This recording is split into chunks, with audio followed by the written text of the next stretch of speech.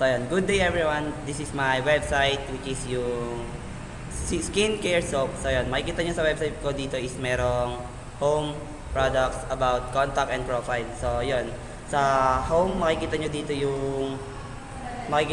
yung description, then yung sa it's all about products. Yun, meaning ng ng soap products ko which is ito.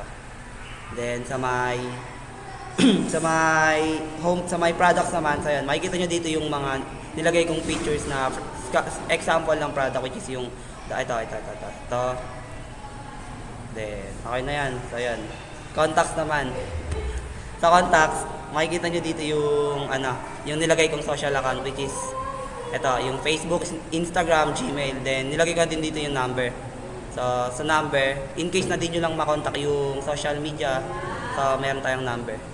Then sa profile naman, so sa profile, kailangan to upang maka-order ka pagdating sa website ko which is magla-login ka dito ng Gmail or username then password. So yun. Then papayawan ko na lang dito yung HTML codes which is ito.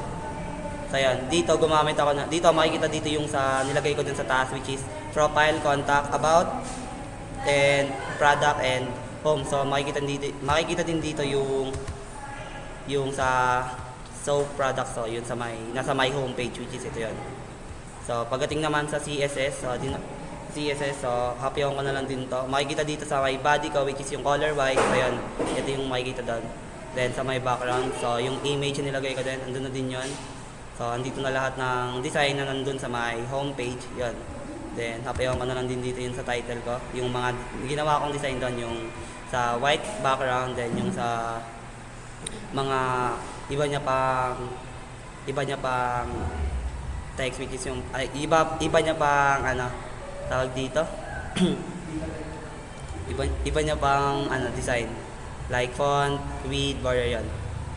Then napayaw ko lang din dito yung ginawa ko sa may logo ko, yung color, shadow, then family. So yun, ito na yun, yung pati na din sa may logo image. Ito lang yung ginawa kong design dito.